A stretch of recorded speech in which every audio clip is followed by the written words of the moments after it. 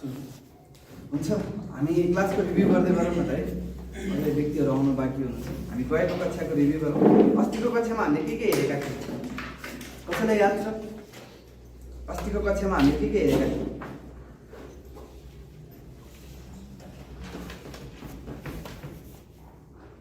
हामीले 4वटा कक्षा गऱ्यौँ अहिलेसम्म हो। प्रेरित 1 को 1 देखि 11 दुईवटा कक्षामा हामीले हेरेका थियौँ। पहिलो दुईवटा कक्षामा 1 देखि 11 सम्म हेरेका थियौँ। यहाँ चाहिँ हामीले के देख्यौँ? प्रेरित 1 को 1 देखि 11 सम्म के हेऱ्यौँ हामीले? मुख्य बुदा के बताउन सक्नुहुन्छ तपाईँले? 1 को 1 देखि 11 मा हामीले के हेऱ्यौँ?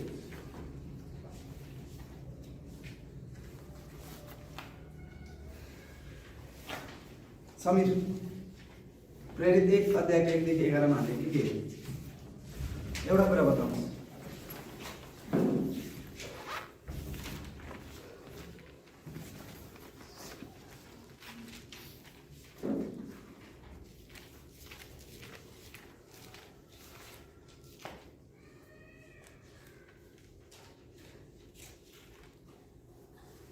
नोट हेर्नु न, नोट हेरेर भन्नुहोस् न।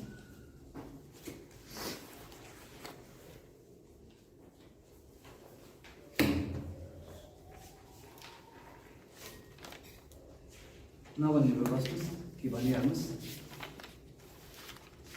अरू कोही?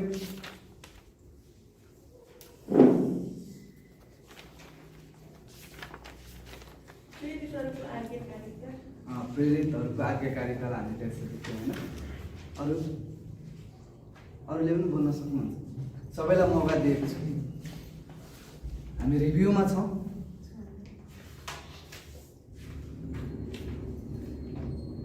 नोट त गर्नु भएको छ नि कि गर्नु भएको छैन? नोट 1 देखि 11 पदसम्म 6वटा बुदाहरूलाई मुख्य केन्द्रमा राखेर 6वटा बुदाहरूलाई मुख्य केन्द्रमा राखेर हेरेका थियौँ।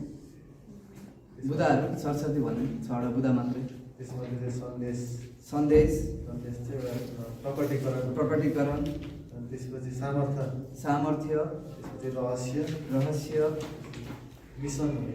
मिसन उत्प्रेरणा र अन्तिममा उत्प्रेरणा होइन। 6वटा बुदालाई हेरेको थियो। अरू केही कुरा प्रेरित 1 अध्यायको 1 देखि 11 मा तपाईँलाई महत्त्वपूर्ण लागेको कुरा पनि भन्न सक्नुहुन्छ? त्यहाँ चाहिँ हामीले देख्छौँ होइन, हाम्रो सिमन सरले भनेको 1 को 4 1 को 8 र 8 मा जान्छ। हामी हेर्छौँ भने हाम्रो प्रभु भनौँ न होइन, स्वर्गारोहण हुनुभन्दा अगाडि, स्वर्ग उचालिएर जानुभन्दा अगाडि आफ्ना चेलाहरूलाई के गर्नुहुन्छ? 2वटा महत्त्वपूर्ण आज्ञा दिएर जानुहुन्छ होइन। 2वटा महत्त्वपूर्ण आज्ञा छ त्यहाँ। के होला? पहिलो, यरुशलेममै पर्ख होइन, यरुशलेममै पर्ख। जब पवित्र आत्मा आउनुहुनेछ तब तिमीहरूले सामर्थ्य पाउनेछौ होइन। अनि त्यसपछि मात्रै जाऊ। त्यसपछि दोस्रो आज्ञा त्यहाँ छ उहाँले दिनुहुन्छ होइन र? हो नि होइन? त्यसपछि जाऊ र सारा संसारका मानिसहरूलाई, सारा संसारका भनेपछि यरुशलेमदेखि लिएर यहुदिया, सामरिया र पृथ्वीको पल्लो छेउसम्मका मानिसहरूलाई होइन गएर के गर? सुसमाचार सुनाऊ। र सुसमाचार सुनाउने मात्रै होइन, तर उनीहरूलाई चेला पनि बनाऊ होइन, चेला पनि बनाऊ। र त्यसको बप्तिस्माको आज्ञा पनि दिएको छ। फेरि बप्तिस्मालाई मैले भनौँ न त्यसलाई नेग्लेक्ट गर्न खोजेँ होइन, तर त्योभन्दा पनि महत्त्वपूर्ण कुरा के हो? पहिला सुसमाचार प्रचार गर्नु र चेला बनाउनु, त्यसपछि बल्ल बप्तिस्मा आउँछ होइन।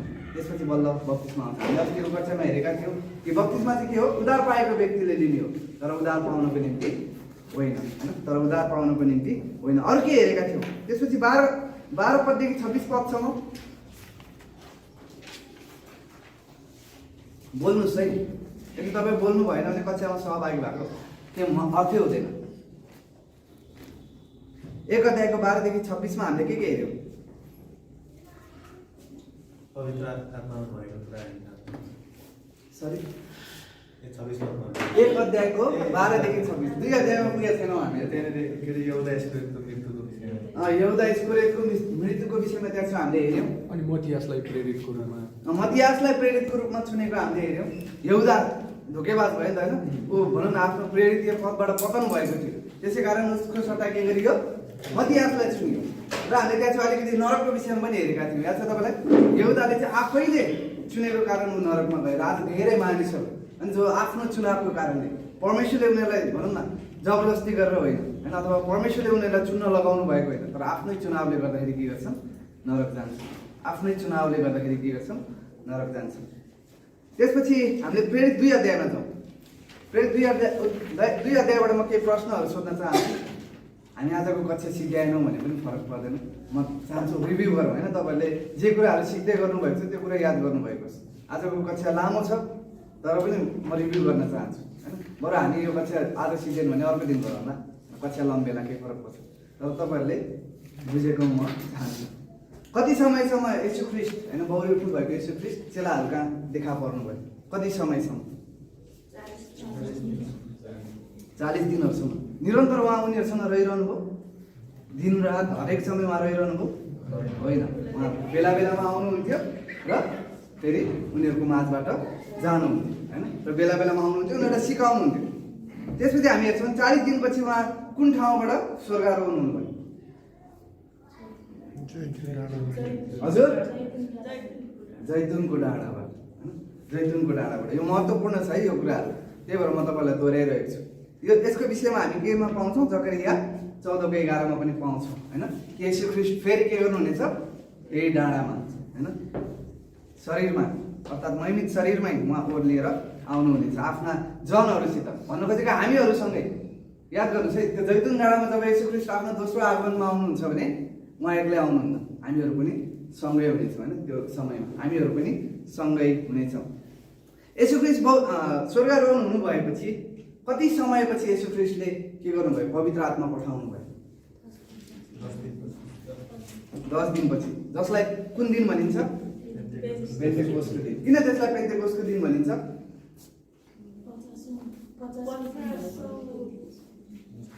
पेन्टेकोस्टको अर्थ ग्रिकमा के हो? 50 होइन। पेन्टेकोस्ट भनेको ग्रिकमा 50 भन्ने शब्दलाई पेन्टेकोस्ट भनिन्छ। र येशू ख्रीष्ट बौरी उठ्नु भएको दिनदेखि लिएर 50औं दिनमा चाहिँ के भएको थियो? त्यो पेन्टेकोस्टको घटना भएको थियो। र येशू ख्रीष्ट बौरी उठ्नु भएको दिन कुन दिन थियो? अगौटे फलको चाड। याद छ तपाईँहरूलाई? अगौटे फलको चाड। अगौटे फलको चाड थियो, जुन चाहिँ निस्तार चाडको तेस्रो दिनमा पर्दथ्यो होइन। तेस्रो दिनमा पर्दथ्यो। र अब यहुदीहरूले यो 3वटा चाड किन मान्नै पर्थ्यो? किन मान्नै पर्थ्यो? अस्तिको कक्षामा हामीले हेरेका थियौँ। परमेश्वरले आज्ञा गर्नुभएको थियो कि जुनसुकै यहुदीहरू पनि, उनीहरू जुनसुकै ठाउँमा भए तापनि उनीहरू सक्षम यहुदीहरू चाहिँ के गर्नुपर्छ? उनीहरू यरुसलेममा आएर यो 3वटा चाड उनीहरूले मान्नुपर्छ। त्यसै कारण उनीहरू जब निस्तार चाडको लागि आउँथ्यो भने उनीहरू अरू 50 दिनसम्म बसेर उनीहरू के गर्थे? पेन्टेकोस्टको चाड मानेर नै उनीहरू फर्कने गर्दथे। त्यसै कारण त्यो दिनसम्म पनि त्यहाँ छेउ जो व्यक्तिहरू यरुसलेम आएका थिए निस्तार चाड मनाउन, उनीहरू सबै त्यहाँ छेउ उपस्थित थिए। त्यहाँ छेउ लाखौं यहुदीहरू के थिए? यरुसलेममा उपस्थित थिए।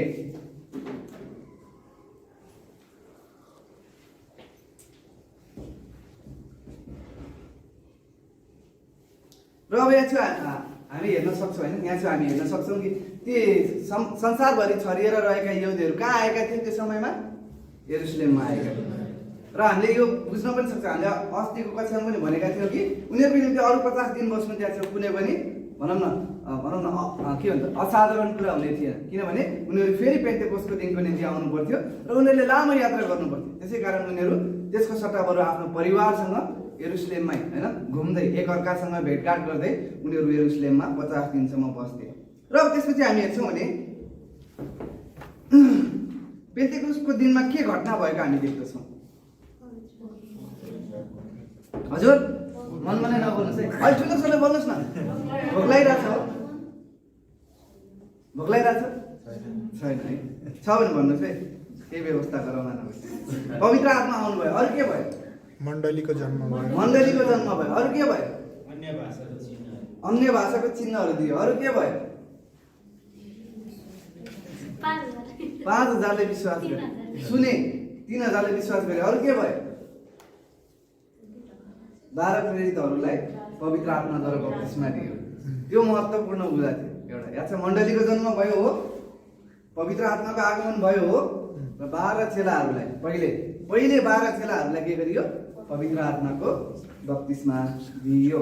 र अस्तिको कक्षामा हामीले पवित्र आत्माको बप्तिस्मा भनेको के हो भन्ने कुराहरू पनि हेरेका थियौँ। त्यसपछि 8औं प्रश्न, त्यहाँ चाहिँ 3वटा चिन्हहरू दिइएको थियो। प्रेरितहरूद्वारा अघि भर्खर तपाईँहरूले भन्दै हुनुहुन्थ्यो होइन, 3वटा चिन्हहरू दिएको थियो। पवित्र आत्मा आउनुभयो, मण्डलीको जन्म भयो भनेर देखाउनको निम्ति।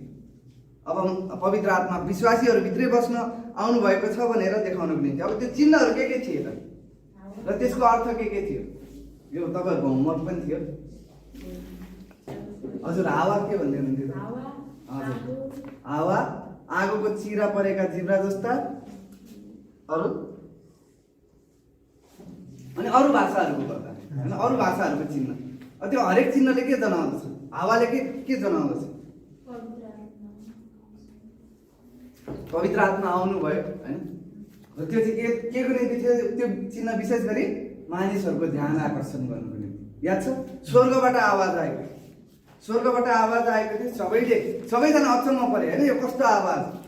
त्यसपछि आगोका चिरा परेका जिब्राहरू जस्तो तिनीहरू के भए? बाँडिए र 12 प्रेरितहरूमाथि बास गरे, जसले के जनाउँछ? पवित्र आत्मा चाहिँ अब उनीहरूभित्र बास गर्न आउनु भएको छ भन्ने कुरा जनाउँदछ। अब तेस्रो भाषाहरूको वरदानले के जनाउँदछ?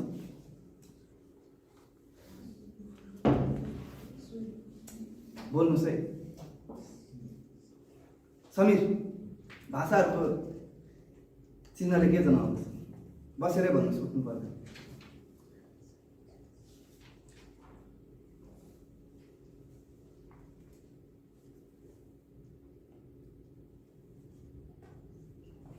तपाईँहरूको सहभागिताले ग्रेडमा असर पार्छ है, होस् गर्नुहोस्। मैले अस्ति भनेको थिएँ, म क्लासमा चाहिँ सबैजना सहभागी भएको चाहन्छु होइन। अब म यहाँबाट बोले गर्ने, तपाईँ रोबोट जस्तो सुन्ने त क्लासै भएन, भयो त? हुन्छ हुँदैन नि होइन? प्रतिक्रिया दिनुहोस्। कसैले भन्नुहोस्, अरू कसैले भन्नुहोस्, भाषाहरूको चिन्हले के जनाउँछ? पवित्र आत्मा सधैँको लागि आउनुभयो। पवित्र आत्मा सधैँको लागि आउनुभयो। ठिकै हो, तर खोजेको एन्सर त्यो होइन। अविश्वासीहरूले पनि थाहा पाएर, अविश्वासीहरूले परमेश्वरको कार्यहरूको विषयमा थाहा पाउन सकुन्, अर्थात् उनीहरूले सुसमाचार सुन्न सकुन् भनेर त्यो भाषाहरूको चिन्ह दिएको थियो। याद छ? त्यसमा मानिसहरू छक्क परेका छन्, ए यिनीहरू गालीले होइन र? कसरी यिनीहरूले हाम्रै भाषामा परमेश्वरका महान कामहरूको वर्णन गरिरहेका छन् होइन? परमेश्वरका महान कामहरूको वर्णन गरिरहेको। यदि तपाईँले 2 अध्याय राम्रोसित पढ्नु भएको थियो भने मैले सोधेको सबै प्रश्नहरूको उत्तर त्यही नै तपाईँले पाउनुहुन्छ। र अब भाषाको निम्ति 2वटा ग्रीक शब्द पनि मैले मागेको थिएँ। याद छ तपाईँलाई होमवर्कमा के थियो? भाषाको ग्रीक शब्द इब्रिस हो, जुन अहिले विभिन्न क्यारिस्मेटिक र पेन्टिकोस्टल मण्डलीहरूमा उनीहरूले भन्ने गर्छन् परमेश्वरले चाहिँ स्वर्गीय भाषा दिनुभएको छ, हामीले बोल्नुपर्छ भनेर। त्यहाँ चाहिँ स्वर्गीय भाषा भनिएको छ। इब्रिस नबुझिने छ? छैन। कुन भाषा भनिएको छ? पृथ्वीमै सामान्यतया बोलिने विदेशी भाषा, जुन चाहिँ प्रेरितहरूले कहिले पनि जानेका थिएन, तर पृथ्वीमा बोलिने नै भाषा थियो, ताकि अरूले बुझ्न सक्थेन। यदि त्यो स्वर्गीय भाषा हुन्थ्यो भने कसरी अरूले बुझ्न सक्थे त? अहिलेको हामी मानिसहरूले बोलेको अन्य भाषा हामी बुझ्छौँ र? कसैले बुझ्नुहुन्छ? बुझ्नुहुन्छ भने भन्नुहोस् है, तपाईँलाई सायद अन्य भाषा बुझ्ने वरदान हुनसक्छ। सिमन सर, माथि गएर त्यो फोन उठाउनुहोस् न, सायद प्रेमको सन्देशबाट आएको। त्यहाँ छेउछाइ ग्लोसालिया भन्ने शब्द दिएको छ ग्रिकमा। ग्लोसालिया, GLOSSALIA,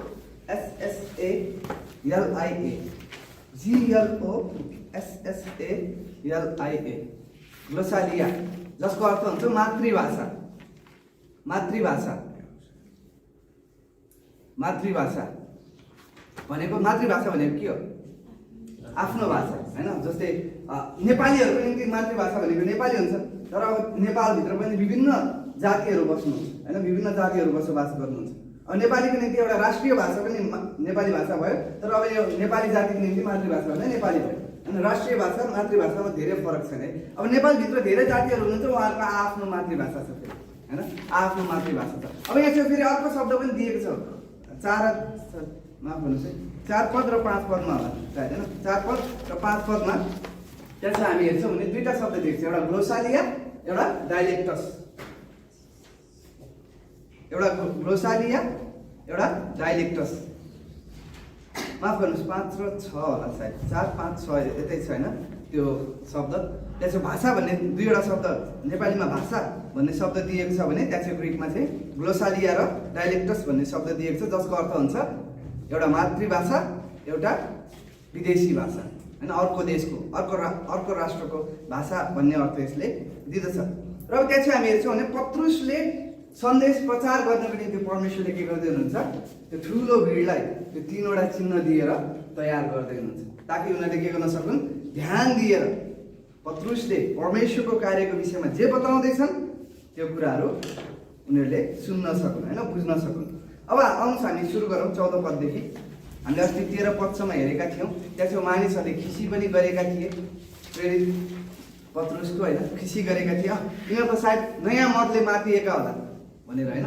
त्यसो उनीहरूले अचम्मका कुराहरू देख्दैछन्, तर पनि कति व्यक्तिहरूले चाहिँ परमेश्वरले गर्नुभएको जुन त्यो आश्चर्यजनक कार्यलाई चाहिँ उनीहरूले के भन्दैछन्, मानिसहरूको पियक्कडपना होइन, यिनीहरू सायद नयाँ मतले मातेको होला, त्यही भएर यिनीहरूले यस्तो कार्यहरू गरिरहेका छन् भनेर त्यसो मानिसहरूले भनेका थिए।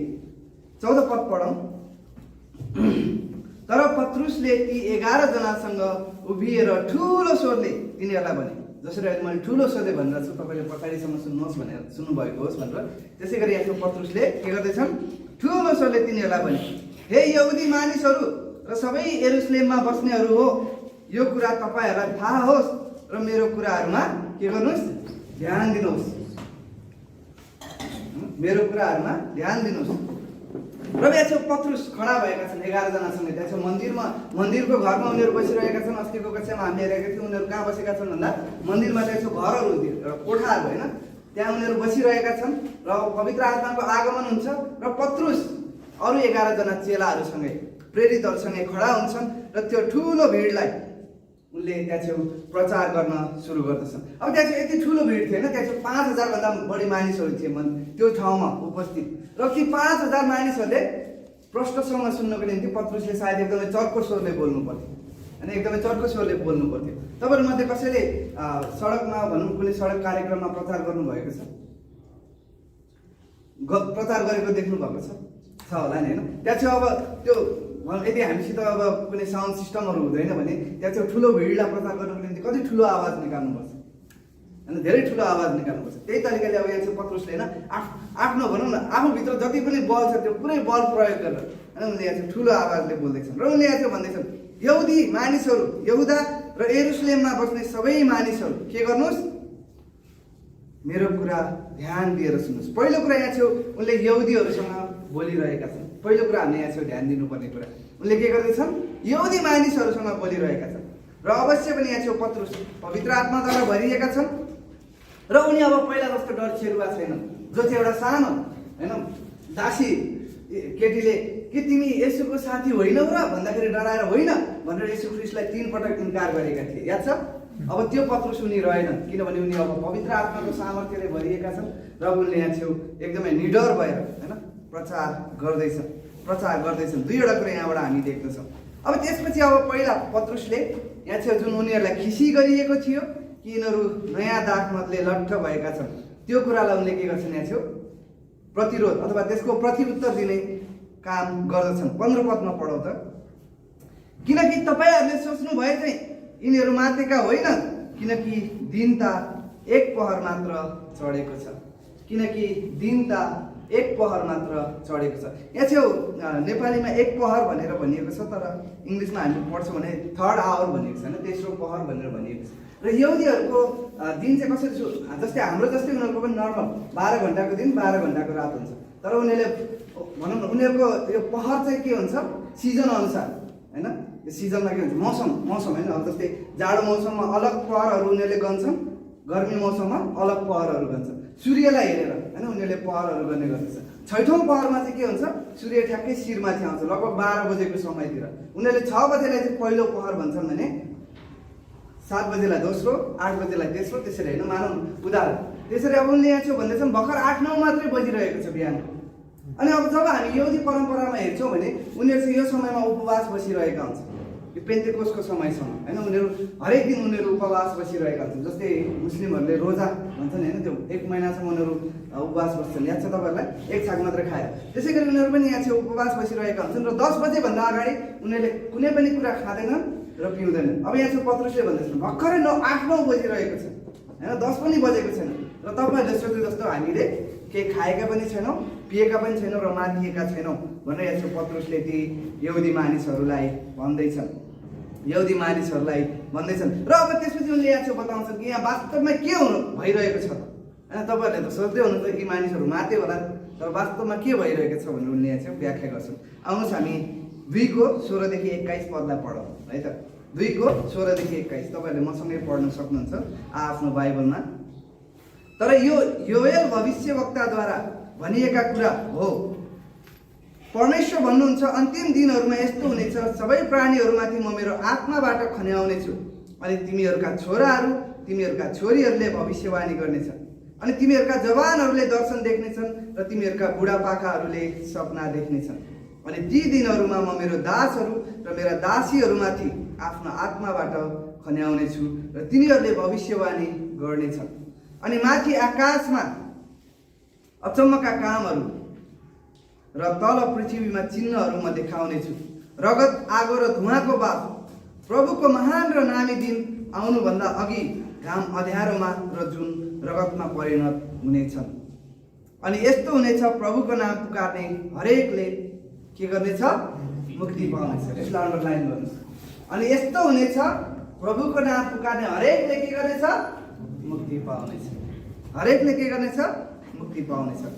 र जब हामी यो खण्डलाई पढ्छौँ भने यो खण्डमा चाहिँ योएल भविष्यवक्ताले योएल 2 अध्यायको 28 - 32 पदसम्म गरेका भविष्यवाणीलाई यहाँ चाहिँ पत्रुसले के गर्छन्? उदाहरण गर्दैछन् अथवा फेरि यहाँ चाहिँ सम्झाउँदैछन्, यहुदीहरूलाई बताउँदैछन्। र यहाँ चाहिँ उनले साधारण रूपमा भन्दैछन् कि जुन कुरा परमेश्वरले योएल भविष्यवक्ताद्वारा भविष्यवाणी गर्नुभएको थियो त्यही कुरा पुरा हुन के हुँदैछ? सुरुवात हुँदैछ। आंशिक रूपमा यो कुरा पुरा हुँदैछ भनेर यहाँ चाहिँ उनले बताउँदैछन्। र दुर्भाग्यवश आज धेरै मण्डलीहरूले होइन यसलाई गलत रूपले बुझेका छन् र यसलाई गलत रूपले अर्थ खोलेका छन् र त्यसैले उनीहरूले भन्छन् होइन आज पनि हामीसित भविष्यवाणीको वरदानहरू छ। यहाँ चाहिँ प्रेरित 2 अध्यायमा भनेछ उनीहरूका छोराछोरीहरूले भविष्यवाणी गर्नेछ, विभिन्न कुराहरू गर्नेछन्, चिन्ह चमत्कारहरू गर्नेछन्, दर्शनहरू देख्नेछन् भनेर। त्यही भएर आज मण्डलीहरूमा के गरिन्छ? भविष्यवाणीको कुराहरू अभ्यास गर्ने काम गरिन्छ, जुन चाहिँ गलत हो। जुन चाहिँ के हो? गलत हो। यहाँ चाहिँ भनिएको ठ्याक्कै त्यो होइन। यसलाई उनीहरूले के गरे? गलत तरिकाले बुझे र त्यहाँ चाहिँ मण्डलीहरूमा सपना र दर्शनको कुराहरू बाँड्ने काम गरिन्छ। पुलपिटमा आउँछ कोही व्यक्ति र उनीहरूले भन्छ आज राति मैले सपनामा यस्तो देखेँ। परमेश्वरले के भन्दै हुनुहुन्छ आफ्नो वचनबाट? होइन। होइन, परमेश्वरले के भन्न चाहनुहुन्छ आज हाम्रो जीवनमा? होइन। तर मैले आज मेरो सपनामा यस्तो देखेँ, यस्तो ठाउँमा पुगेँ म, होइन। उनीहरूले त्यो कुराहरू बताउँदछन्। किन? उनीहरूले यसलाई गलत ढङ्गले बुझेको कारण, यसको सन्दर्भमा रहेर यसलाई अध्ययन नगरेको कारण अथवा यसको सन्दर्भमा रहेर यसलाई व्याख्या नगरेको कारण। जब हामी यो योएल 2 अध्यायको 28 - 32 को खण्ड जुन प्रेरित पत्रुसले यो 2 अध्यायमा उदाहरण गर्छन् त्यसलाई हामी सही ढङ्गले बुझ्छौँ भने पहिला यहाँ चाहिँ हामी देख्दछौँ कि पत्रुसले भन्दैछन् कि यहाँ चाहिँ क्रिस्चियन होइन, पत्रुसले यहाँ चाहिँ क्रिस्चियनहरूसित कुरा गरिरहेका छैनन् तर यहुदी मानिसहरूसँग कुरा गर्दैछन् होइन। पहिलो कुरा हामीले ध्यान दिनुपर्ने, कुनै पनि क्रिस्चियनसँग यहाँ चाहिँ पत्रुसले कुरा गरेका छन्, किनभने क्रिस्चियनहरूको त सुरुवातै भएको छ। एक हिसाबले भर्खर 12 प्रेरितहरू मात्र के भएका छन्? पवित्र आत्माद्वारा बप्तिस्मा भएका छन् र मण्डलीको सुरुवात मात्रै भएको छ। अरू व्यक्तिहरूले त विश्वास पनि गरेका छैनन् छन् त, भर्खर उनीहरूले सुसमाचार सुन्दैछन् एक हिसाबले भन्नुपर्दा। त्यसपछि यहाँ चाहिँ हामी देख्दछौँ उनले यहुदी मानिसहरूसँग कुरा गर्दैछन्। अघि नै हामीले हेऱ्यौँ 14 पदमा उनले भन्छन् यहुदाका मानिसहरू, यहुदीहरू र यरुसलेमका बासिन्दाहरू। त्यसपछि हामी हेर्छौँ भने उनले अब यहाँ चाहिँ भविष्यवक्ता योएल भविष्यवक्ताका भविष्यवाणी उनले यहाँ चाहिँ उदाहरण गर्छन्। किनभने त्यो भविष्यवाणी कसलाई दिएको थियो? इजरायल राष्ट्रको निम्ति, यहुदीहरूलाई दिएको थियो नि त होइन, यहुदीहरूलाई दिएको थियो। त्यसै कारण उनले यहाँ चाहिँ योएल भविष्यवक्ताको भविष्यवाणी उदाहरण गर्छन्। योएलले पुरानो करारमा यहुदी मानिसहरूलाई यो भविष्यवाणी दिएका थिए अन्तिम दिनका विषयमा र यही कुरा उनले पत्रुसले प्रेरित 2 अध्यायको 17 पदमा भन्छन् होइन। परमेश्वरले भन्नुभएको छ म मेरो आत्मा माथि खन्याउनेछु, मानिसहरूमाथि खन्याउनेछु, तिमीहरूको छोराहरू र छोरीहरूमाथि म खन्याउनेछु होइन, छोरीहरूमाथि म खन्याउनेछु, तिमीहरूले भविष्यवाणीहरू गर्नेछौ, तिमीहरूले दर्शन र सपनाहरू देख्नेछौ, तिमीहरूले दर्शन र सपनाहरू देख्नेछौ। र यति मात्र होइन, म हरेक पुरुष र स्त्रीमाथि के गर्नेछु, आफ्नो आत्मा खन्याउनेछु भनेर त्यहाँ छेउ भनिएको छ।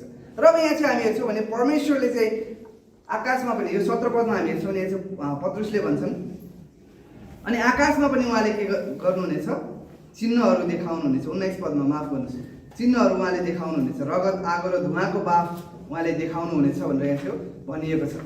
अब यहाँ चाहिँ हामीले बुझ्नुपर्ने कुरा के हो भने त्यहाँ चाहिँ यदि योएल भविष्यवक्ताले भविष्यवाणी गरेको कुरा ठ्याक्कै पुरा भएको भए, पुरै होइन सबै कुरा त्यहाँ चाहिँ पुरा भएको भए के हामीले अहिलेसम्म सूर्य अँध्यारो भएको देखेका छौँ अथवा चन्द्रमा रातो भएको देखेका छौँ? छैनौँ। तर अब यहाँ चाहिँ पत्रुसले भन्दैछन् परमेश्वरले भन्नुभएको जुन भविष्यवाणी थियो, म मेरो आत्मा तिमीहरूमाथि खन्याउनेछु, त्यो कार्य चाहिँ उहाँले गरिसक्नु भएको छ। अर्थात् मण्डलीको जन्म भएको छ। अब उहाँले सबै मानिसहरूमा आफ्नो पवित्र आत्मा वास गर्नको निम्ति के गर्नुभएको छ, पठाउनु भएको छ। सबै मानिसहरूमा आफ्नो पवित्र आत्मा वास गर्नको निम्ति पठाउनु भएको छ। अब 1 सामुएलले भन्दैछन् कि अन्त्यका दिनहरूको सुरुवात चाहिँ भइसकेको छ होइन, परमेश्वरले अन्त्यका दिनहरूको सुरुवात गरिसक्नु भएको छ, अथवा उद्घाटन भन्छौँ नि हामी, रिबन काटिसक्नु भएको छ अन्त्यका दिनहरूको। तर अब यो कुरा के हुन्छ, बिस्तारै क्रमैसँग यो कुराहरू पुरा हुँदै जान्छ भनेर यहाँ चाहिँ प्रेरित पत्रुसले भन्दैछन् होइन, प्रेरित पत्रुसले भन्दैछन् अब अन्त्यका दिन नजिक आएको कारण तिमीहरूले के गर, परमेश्वरको नाउँ पुकार ताकि तिमीहरू के गर्न सक, बचाइन सक। हामीले अघि 21 पदमा नोट गरेका थियौँ, याद छ तपाईँलाई? जो जतिले परमेश्वरको नाम पुकार्नेछन् उनीहरू बचाइनेछन् होइन, जो जतिले परमेश्वरको नाम पुकार्नेछन् उनीहरू बचाइनेछन्। र अब हामीले यहाँ चाहिँ बुझ्न जरुरी छ कि अन्त्यका दिन भन्ने शब्दले चाहिँ पुरानो करारमा कस्तो महत्त्व राख्दथ्यो। अन्त्यका दिनको विषयमा हामी यशाया 2:2 पाउँदछौँ, जुन यो अन्त्यका दिन भन्ने सिलसिला अलिकति हामी अध्ययन गर्नेछौँ अहिले।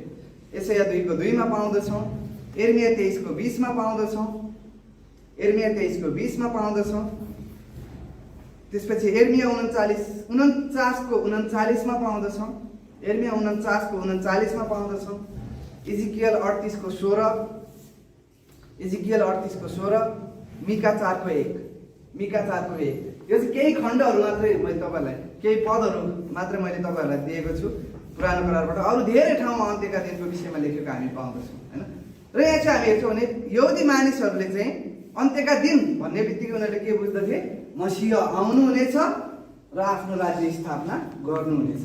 अन्त्यका दिन भन्ने बित्तिकै उनीहरूले के बुझ्थे, मसीह आउनु भएको छ र मसीह आउनुहुन्छ र उहाँले आफ्नो राज्य स्थापना गर्नुहुन्छ, अर्थात् 1000 वर्ष राज्य, 1000 वर्ष राज्य। तर यहाँ चाहिँ अब यहुदीहरूले यो बुझेका थिएनन् कि मसीह 2 चोटि आउनुहुन्छ, जसरी अहिले नयाँ कुरा होइन हामी मण्डलीका मानिसहरूले बुझेका छौँ। येशू ख्रीष्ट के गर्नुहुन्छ, 2 चोटि आउनुहुन्छ। पहिलो आगमनमा उहाँ मानिस भएर जन्म लिएर आउनुहुन्छ, दोस्रो आगमनमा उहाँ न्याय गर्नको निम्ति आउनुहुन्छ होइन, सबै मानिसहरूको न्याय गर्नुहुन्छ र राज गर्नको निम्ति उहाँ आउनुहुन्छ होइन, राज गर्नको निम्ति उहाँ आउनुहुन्छ। उहाँको पहिलो आगमनमा उहाँ बेथलेहममा मानिसको रूपमा मसीह भएर जन्मनु भयो र क्रुसमा मर्नु भयो। पहिलो आगमनमा उहाँ क्रुसमा मर्नु भयो। मिका 5:2, यशाया 53 अनुसार, मिका 5:2, यशाया 53 अनुसार पहिलो आगमनमा उहाँ मानिस भएर जन्मनको निम्ति र त्यसपछि क्रुसमा मर्नको निम्ति आउनुभयो भने दोस्रो आगमनमा उहाँ भौरी उठेको अथवा पुनरुत्थित ख्रीष्ट जो स्वर्ग उचालिएर जानुभएको छ, उहाँ महासङ्कटपछि आफ्नो महिमामा के गर्नुहुन्छ, फर्कनुहुन्छ। उहाँ महासङ्कटपछि आफ्नो महिमामा के गर्नुहुन्छ, फर्कनुहुन्छ। यशाया 60 अध्याय हुन्छ। हामी स्लाइडमा जाउँ न है, अलिकति म तपाईँलाई बाइबलको 7000 वर्षको इतिहास अथवा परमेश्वरको योजनाको विषयमा अलिकति केही कुराहरू बताउन चाहन्छु। नेक्स्टमा जाउँ। परमेश्वरको योजना आजको युग र मसीहको आउनेवाला युगको लागि भनेको अहिले र आउनेवाला युग भनेको येशू ख्रीष्टको 1000 वर्ष राज्यको लागि परमेश्वरको योजना हो।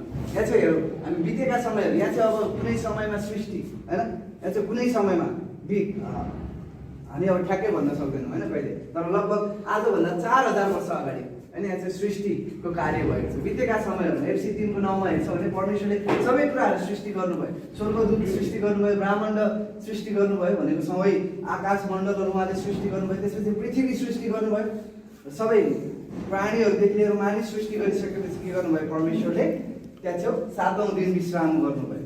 7औं दिन विश्राम गर्नुभयो र धेरै विद्वानहरूले धेरै अध्ययन गरेर अब उनीहरूले के गरेका छन्, परमेश्वरले 7 दिन लगाएर कार्य सिद्ध्याउनु भएको कारण अब यो सम्पूर्ण भनौँ न मानव इतिहास पनि लगभग हामी 7 दिनसँग दाँच्न सक्छौँ होइन। यसलाई 7 वटा दिनसँग दाँच्न सक्छौँ भनेर उनीहरूले भनेका छन्। र यहाँ चाहिँ कुनै समयमा के भयो, परमेश्वरले आदमलाई बनाउनु भयो, याद छ, आदमलाई बनाउनु भयो र आदमदेखि लगभग 2000 वर्ष, लगभग 2000 वर्षसम्म त्यहाँ छ परमेश्वरले व्यक्तिलाई व्यक्तिगत रूपमा चुन्नु भयो, जसरी अब्राहमलाई चुन्नु भयो ठ्याक्कै 2000 वर्षपछि। त्यहाँ चाहिँ परमेश्वरले सबैसँग कार्य गर्नुभयो, अन्य जातिहरूसँग के गर्नुभयो, उहाँले कार्य गर्नुभयो। त्यहाँ चाहिँ नोआ होइन, हरेक व्यक्तिहरूलाई, उनीहरू एउटा सर्टेन जाति थिएनन् नि त होइन, थिएन नि। त्यहाँ चाहिँ अहिलेको जस्तै यहुदी जाति जस्तो निश्चित जाति थिएन, तर सम्पूर्ण अन्य जातिसँग उहाँले 2000 वर्षसम्म के गर्नुभयो, कार्य गर्नुभयो।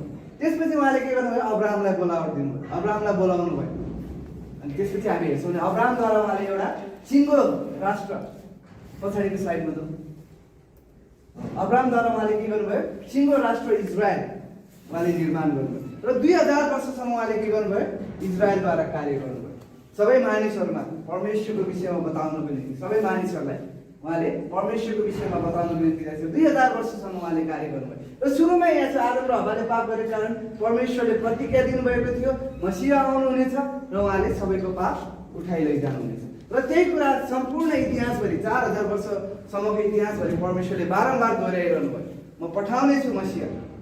त्यहाँ चाहिँ आदम र हव्वालाई प्रतिज्ञा दियो, त्यसपछि हामी हेर्छौँ भने अब्राहमलाई प्रतिज्ञा दियो, त्यही प्रतिज्ञा, त्यसपछि अब्राहमको सन्तानहरूलाई दाउदलाई प्रतिज्ञा दियो र पछि गएर दाउदकै कुलबाट येशू ख्रीष्ट के गर्नुभयो, पहिलो आगमनमा बेथलेहेममा कन्या मरियमद्वारा जन्मनु भयो, जुन चाहिँ के थियो, उहाँको पहिलो आगमन थियो। उहाँ मानिस भएर आउनुभयो, के को लागि, लगभग 33 एडीमा क्रुसमा मर्नको लागि, लगभग 33 एडीमा क्रुसमा मर्नको लागि। त्यसपछिको घटना हामीलाई थाहा छ, उहाँ मर्नुभयो, उहाँ तेस्रो दिनमा बौरी उठ्नुभयो, अगौटे फलको दिन, अगौटे फलको चाडको दिन, र त्यसपछि उहाँ 40 दिनसम्म रहेर स्वर्ग उठाइ लगिनु भयो। र पेन्टेकोस्टको दिनमा के भयो, उहाँले पवित्र आत्मा पठाउनु भयो, मण्डलीको जन्म भयो, पवित्र आत्मा पठाउनु भयो, मण्डलीको जन्म भयो। अब अहिले हामी के छौँ, मण्डली युगमा छौँ र मण्डली युग सुरु भएको पनि लगभग के भइसकेको छ, 2000 वर्ष भइसकेको छ। याद गर्नुहोस् न, पहिला उहाँले अन्य जातिसँग 2000 वर्षसम्म काम गर्नुभयो,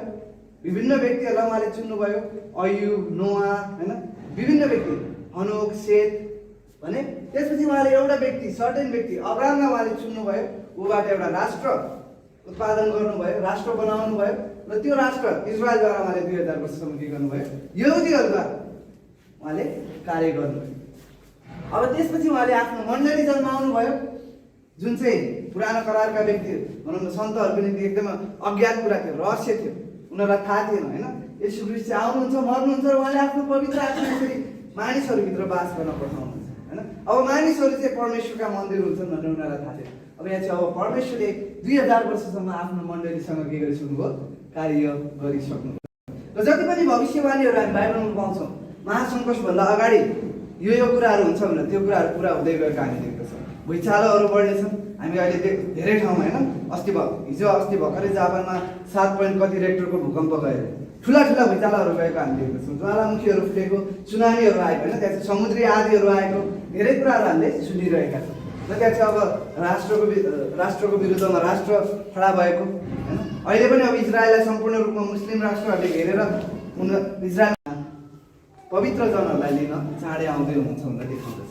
अब एक दिन, अब चाँडै थाहा छैन होइन, कहिले, सायद अहिले एकछिनमा अथवा भोलि होइन, कहिले तुरुन्तै होइन, हामीले थाहै नपाइकन प्रभु येशू ख्रीष्ट बादलमा आउनुहुन्छ र हामी के हुनेछौँ, मण्डली र्याप्चर हुनेछौँ होइन। हामी स्वर्गमा उठाइ लगिनेछौँ, हामीलाई महिमित शरीर दिइनेछ, मरेकाहरू र जीवित सबै होइन एकैसाथ उनीहरू बौरी उठ्नेछन् र महिमित शरीरमा माथि येशू ख्रीष्टलाई भेट्न जानेछौँ। त्यहाँ चाहिँ बिमा आसनको न्याय हुनेछ। यो चाहिँ विश्वासीहरूको न्याय हो। यसमा चाहिँ अब विश्वासीले कति पाप गर्यो, के गर्यो भन्ने कुराहरू त्यहाँ चाहिँ जाँचिँदैन, तर विश्वासीले आफ्नो जीवन येशू ख्रीष्टको निम्ति कति प्रयोग हुन दियो होइन, आफ्नो जीवनलाई कति प्रयोग गर्न दियो, त्यो अनुसार होइन, अथवा त्यसको निर्णय अनुसार त्यहाँ चाहिँ विश्वासीहरूलाई के गरिन्छ, इनामहरू दिइन्छ।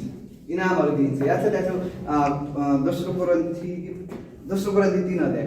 दोस्रो कोरिन्थी 3 अध्यायमा तपाईले त्यहाँ छेउ पढ्नुहुन्छ भने त्यहाँ छेउ विश्वासीहरूलाई आगोद्वारा जाँच गरिन्छ। विश्वासीहरूलाई हैन, विश्वासीहरूको कामलाई आगोद्वारा जाँच गरिन्छ।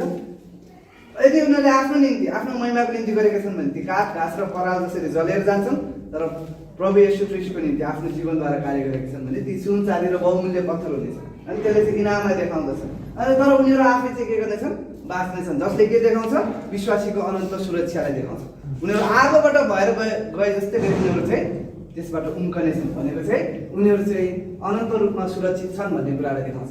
अब जब विश्वासीहरू र्याप्चर हुन्छ भने पृथ्वीमा 7 वर्ष महासङ्कट हुन्छ। याद गर्नुहोस्, महासङ्कटको सुरुवात कहिलेबाट हुन्छ?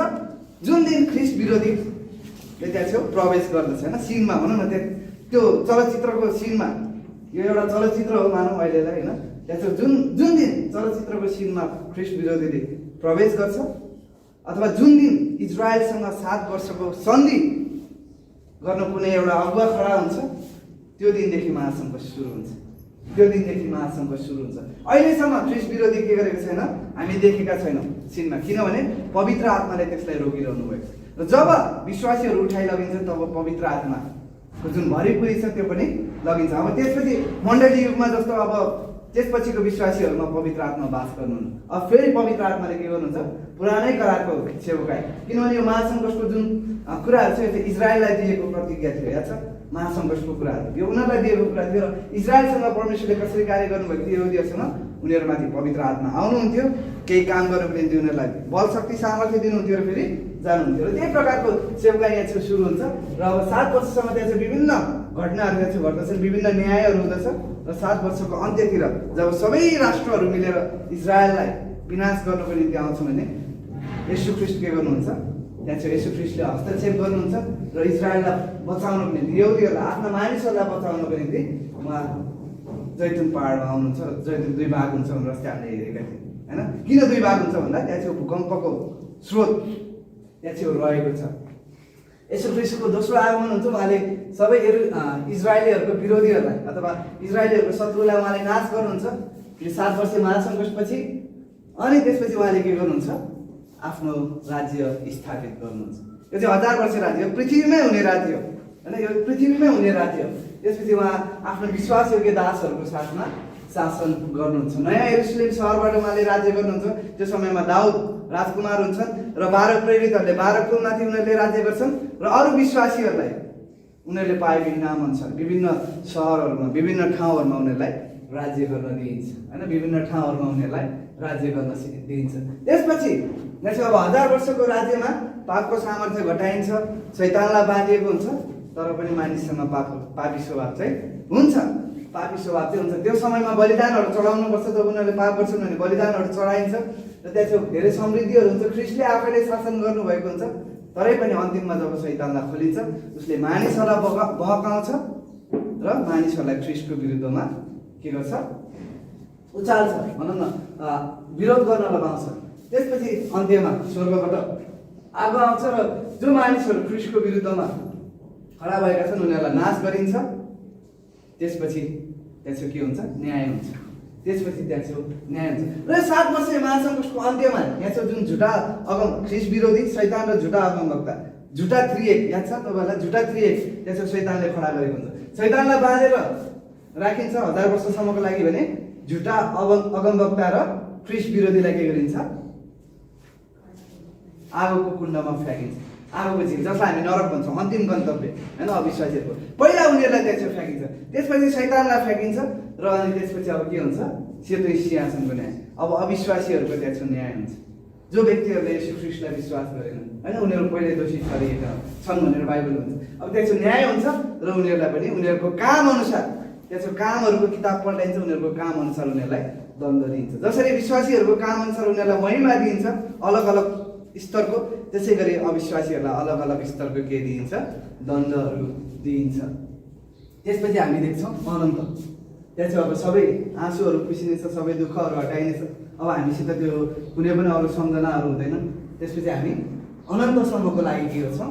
युगदेखि युगसम्म परमेश्वरसँग आनन्दमा रहन्छौँ। र अब हामीले देखिसकेको छौँ वर्तमान युगको 6000 वर्ष बितिसकेको छ हैन। वर्तमान युगको 6000 वर्ष बितिसकेको छ। अब कुनै पनि क्षण र्याप्चर हुन सक्छ र महासङ्कट सुरु हुन्छ। त्यसपछि येशू ख्रीष्टको 1000 वर्ष राज्य 6 दिन। यसलाई हामी 6000 वर्षलाई 6 दिन भन्न सक्छौँ होइन, 6000 वर्षलाई। त्यसै पत्रुसले दोस्रो पत्रुस ठ्याक्कै मलाई पद याद हुन्छ, पत्रुसले दोस्रो पत्रुसमा लेखेका छन् कि परमेश्वरको निम्ति 1000 दिनहरू 1 दिन र 1 दिन चाहिँ 1000 दिनहरू बराबर होइन। 1000 वर्षहरू चाहिँ 1 दिन र 1 दिन चाहिँ 1000 वर्षहरू बराबर हो। र यहाँ चाहिँ 6000 वर्षलाई हामी 6 दिन भन्न सक्छौँ। परमेश्वरले सबै कार्यहरू सिध्याइसक्नु भयो, अब उहाँको विश्रामको समय आउँदैछ र यो 1000 वर्ष राज्यलाई चाहिँ विश्रामको युग पनि भनिन्छ। याद गर्नुहोस् होइन, त्यो समयमा जस्तो आनन्द होइन, त्यो समयमा जस्तो समृद्धि कहिले पनि हुँदैन, कुनै पनि समयमा भएको थिएन होइन, कुनै पनि समयमा भएको थिएन।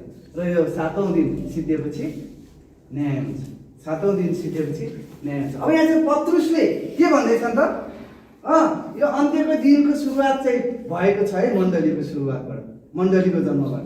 अब कुनै पनि क्षण प्रभु येशू ख्रीष्ट के गर्न सक्नुहुन्छ, बादलमा आउन सक्नुहुन्छ आफ्नो विश्वासीहरूलाई लिन, र त्यसपछि बाँकीका कुराहरू सूर्य अँध्यारो हुने, त्यसो रगत धुवाहरू होइन, रगत धुवाहरू देखिने, त्यो सबै चिन्हहरू चाहिँ त्यो बेलामा पुरा हुन्छ भनेर छौँ।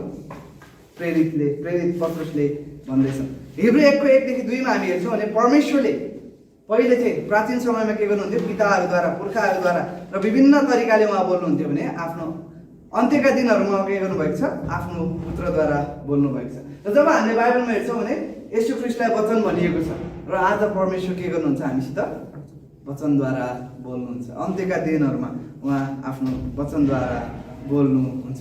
र पत्रुस 1को 20, पहिलो पत्रुस 1को 20, पहिलो योहन्ना 2को 18लाई हामी पढ्छौँ भने त्यहाँ चाहिँ हामी देख्दछौँ कि अन्त्यका दिनहरू सुरु भइसकेका छन्, अन्त्यका दिनहरू सुरु भइसकेका छन्, जुन सुरु भएको 2000 वर्ष भइसकेको छ, जसको अर्थ हामी अन्त्यका दिनहरूको अन्त्यतिर आइसकेका छौँ, अन्त्यका दिनहरूको पनि अन्त्यतिर आइसकेका छौँ।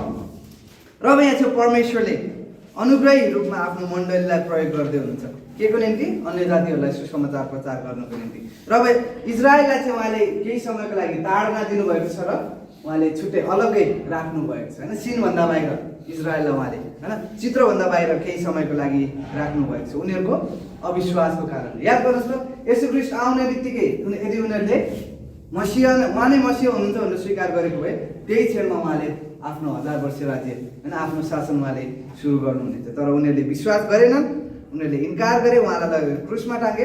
त्यसै कारण अब त्यो राज्य के भएको छ, 2000 वर्षको लागि पोस्टपोन भएको छ, सारिएको छ। र अब येशू ख्रीष्ट चाँडै आउँदै हुन्छ। र यो योएल भविष्यवक्ताद्वारा उहाँले भविष्यवाणी गर्नुभएको कुराहरू उहाँले के गर्नुहुन्छ, बाँकीको जति कुरा पुरा भइसक्यो हामीले देखिसकेका छौँ। त्यहाँ चाहिँ प्रेरितहरूमाथि पवित्र आत्मा आउनुभएको छ, विश्वासीहरूले अहिले हामी सबैले पवित्र आत्मा पाएका छौँ, पवित्र आत्मा हामीभित्र वास गर्नुहुन्छ भने अब अरू कुराहरू चाहिँ बिस्तारै के हुन्छ, दोस्रो आगमनमा महासङ्कटमा पुरा हुनेछ, महासङ्कटमा पुरा हुनेछ। त्यो अरू बाँकी भएका कुराहरू चाहिँ महासङ्कटको निम्ति 7 वर्षीय महासङ्कटको निम्ति राखिएको छ। यहाँ चाहिँ धेरै कुराहरू छन् होइन, हामी यो विषयमा महासङ्कटको विषयमा अझ धेरै चर्चा गर्न सक्छौँ, तर हामीसित कक्षामा समय छैन यिनीहरू विषयमा चर्चा गर्नुको निम्ति। तपाईँहरूले कुन पाठमा पढ्नुहुन्छ, एसओडीमा पढ्नुहुन्छ त्यसको विषयमा विस्तृत रूपमा, र प्रकाशको पुस्तकमा तपाईँहरूले पढ्न पाउनुहुनेछ। त्यसै कारण अब हामी यसलाई स्किप गरेर अगाडि बढौँ, अब पत्रुस यहाँ चाहिँ हामी हेर्छौँ भने उनी पवित्र आत्माद्वारा भरिएका छन् र उनले साहसी भएर येशू ख्रीष्टको 4वटा कुराको विषयमा उनले बताउँदछन्। पहिलो येशू ख्रीष्टको जीवनको विषयमा, दोस्रो मृत्युको विषयमा, तेस्रो बौरी उठाइको विषयमा, र चौथो स्वर्गारोहणको विषयमा। र अब यो सबै कुराद्वारा उनले यहाँ चाहिँ भविष्यवाणी सहित उनले यहाँ चाहिँ प्रमाण दिँदछन् कि येशू ख्रीष्ट वास्तवमै मसीह हुनुहुन्छ। उनले यो सबै 4वटै बुदाहरूद्वारा, 4वटा कुराद्वारा भविष्यवाणी सहित उनले यहाँ चाहिँ प्रमाण दिँदछन् कि येशू ख्रीष्ट वास्तवमै मसीह हुनुहुन्छ। प्रेरित 2को 22 पद पढौँ हामी। प्रेरित 2को 22 पद यहाँ चाहिँ यसरी लेखिएको छ, म पढ्छु, तपाईँले सुन्न सक्नुहुन्छ। हे इजरायली मानिसहरू हो, यी कुराहरू सुन्नुहोस्। नासरतका येशू परमेश्वरबाट सामर्थ्यका कामहरू, अचम्मका कामहरू र चिन्हहरूद्वारा तपाईँहरूका निम्ति प्रमाणित गरिनु भएको मानिस हुनुहुन्छ। ती कामहरू परमेश्वरले उहाँद्वारा तपाईँहरूकै बिचमा गर्नुभयो। जसरी तपाईँहरू आफै पनि जान्नुहुन्छ। अब यहाँ छौ नासरतका येशू भनेर यहाँ छ उनले इङ्गित गर्दै भन्दछन्। यो नाम चाहिँ जब हाम्रो प्रभु येशू ख्रीष्ट पृथ्वीमा हुनुहुन्थ्यो भने साधारणतया उहाँलाई यो नामद्वारा मानिसहरूले चिन्दथे, नासरतका येशू भनेर होइन। दाउदका पुत्र नासरतका येशू भनेर उनीहरूले भन्दथे होइन। उहाँको पृथ्वीको सेवकाईमा चाहिँ उहाँलाई साधारणतया नासरतका येशू भनेर उहाँलाई चिनिन्थ्यो।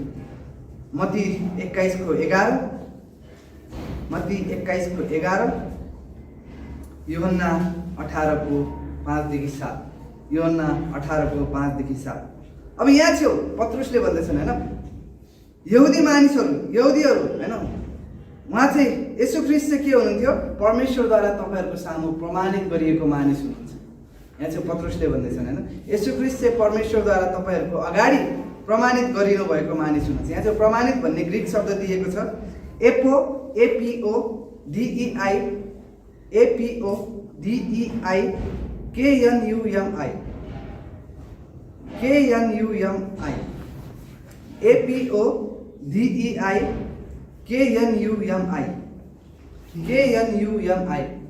यो चाहिँ ग्रिक शब्द हो प्रमाणित भन्नेको निम्ति, जसको अर्थ हुन्छ निश्चयता सहितको प्रमाण, निश्चयता सहितको प्रमाण अथवा सुनिश्चित प्रमाण। अब त्यो प्रमाणहरू चाहिँ के थियो त? येशू ख्रीष्टलाई प्रमाणित गर्ने प्रमाणहरू के थियो? त्यहाँ चाहिँ हामी देख्न सक्छौँ। प्रश्न गरे 3वटा कुराहरू यहाँ चाहिँ उनले बताउँछन्। परमेश्वरबाट सामर्थ्यका कामहरू, अचम्मका कामहरू, चिन्हहरू। यी कुरा चाहिँ के थिए? प्रमाणहरू थिए, जुन चाहिँ यहुदी मानिसहरूकै बिचमा येशू ख्रीष्टले गर्नुभएको थियो। याद छ? यहुदीहरूकै बिचमा येशू ख्रीष्टले गर्नुभएको थियो। अब यहाँ चाहिँ जसरी पत्रुसले अब त्यो ठुलो भिडलाई प्रचार गर्दैछन्, उनले यहाँ चाहिँ एकदमै साहसी भएर अथवा निश्चित भएर भन्दैछन् कि 3 वर्षसम्म तपाईँहरूले यो कुरा देख्नुभयो र नदेखेको भए पनि तपाईँहरूले के गर्नुभएको छ? यो कुरा सुन्नुभएको छ। येशू ख्रीष्टले 3.5 वर्षसम्म यहाँ छेउ सेवकाई गर्नुभयो। उहाँले ओरीहरूलाई निको पार्नुभयो, अन्धाहरूलाई निको पार्नुभयो, लङ्गडाहरूलाई निको पार्नुभयो। त्यति मात्र नभएर उहाँले के गर्नुभयो? 4 दिनसम्म मरेको लाजरसलाई शुद्ध उहाँले के गर्नुभयो? बौरी उठाउनु भयो। जुन चाहिँ बेथेनीको घटना थियो, जहाँ चाहिँ केवल 1-2जनाले मात्र देखेका थिएनन्, त्यहाँ चाहिँ सम्पूर्ण बेथेनीको गाउँको मानिसहरूले के गरेका थिए? त्यो कुरा देखेका थिए, त्यो कुराको उनीहरू प्रत्यक्षदर्शी थिए। अब यहाँ चाहिँ पत्रुसले त्यही कुरा भन्दैछन् होइन, परमेश्वरबाट नै उहाँले यो कामहरू गर्नुभयो र यो कुरा तपाईँहरूको अगाडि प्रमाणित भएको छ, तपाईँहरूको अगाडि प्रमाणित भएको छ। अब त्यसपछि उनले यहाँ चाहिँ ख्रीष्टको मृत्युको विषयमा बताउँदछन्। प्रेरित 2:23 पढौँ। हामी ख्रीष्टको मृत्युलाई हेरेर कक्षामा ब्रेक लिनेछौँ। एकछिन धैर्य गर्नुहोस्। प्रेरित 2:23, उहाँलाई नै जो परमेश्वरको ठहराइको योजना र पूर्व ज्ञान अनुसार सुम्पिनु भएको थियो तपाईँहरूले लानुभयो, अधर्मी हातद्वारा क्रुसमा टाँग्नुभयो र मार्नुभयो। यहाँ चाहिँ अब पत्रुसले भन्दैछन् होइन, यहाँ चाहिँ पत्रुसले भन्दैछन् जुन उनका श्रोताहरूको मनमा सायद उब्जिएको प्रश्न होइन, उहाँ कसरी मसिहा हुनुहुन्छ त होइन, कसरी मसिहा हुनुहुन्छ भन्ने विषयमा जुन प्रश्न श्रोताहरूको मनमा उब्जिएको थियो, यदि उहाँ मसिहा हुनुभएको भए किन उहाँले आफूलाई बचाउनु भएन? कसरी यो परमेश्वरको योजना हुनसक्छ भनेर उनीहरूको मनमा सायद प्रश्न उठिरहेको हुनसक्छ होइन। येशू ख्रीष्ट कसरी पीडित हुनुभयो त? उहाँ मसिहा हुनुभएको भए त उहाँले भनौँ न आफ्नो शक्ति प्रयोग गरेर त्यो कुराहरूद्वारा उहाँ बच्न सक्नुहुन्थ्यो नि त, किन बच्नु भएन भन्ने प्रश्न त्यहाँ चाहिँ सायद सुन्ने व्यक्तिहरूको मनमा उब्जिरहेको थियो होला। अब त्यो प्रश्नको उत्तर दिनलाई उनले यूहन्ना 10:17-18 पदलाई उनले सम्झँदै उनले यहाँ चाहिँ भन्दछन् होइन कि उहाँ येशू ख्रीष्ट चाहिँ परमेश्वरको पूर्व ठहराइको अथवा पूर्व निर्धारित योजना अनुसार र परमेश्वरको पूर्व ज्ञान अनुसार उहाँ के गर्नुभयो? क्रुसमा टाँगिनु भयो र तपाईँहरूले नै लगेर उहाँलाई टाँग्नुभयो, जुन चाहिँ परमेश्वरकै योजना थियो भनेर यहाँ चाहिँ पत्रुसले भन्दैछ। परमेश्वरकै योजना थियो भनेर यहाँ चाहिँ पत्रुसले भन्दैछ। र यहाँ चाहिँ हामी देख्दछौँ होइन, परमेश्वर चाहिँ सर्वज्ञानी हुनुहुन्छ र सर्वशक्तिमान हुनुहुन्छ र उहाँले आफ्नो योजनाहरू पहिले नै के गर्नुहुन्छ? निर्माण गर्नुहुन्छ, पहिले नै बनाउनुहुन्छ। उहाँले सुरुदेखि नै अन्त्यका कुराहरू भन्नुहुन्छ भनेर हामी यशाया 46:10 पढ्दछौँ होइन, यशाया 46:10 पढ्दछौँ। यहाँ चाहिँ हामी हेरौँ, यसलाई अझै विस्तृत गरेर हेरौँ।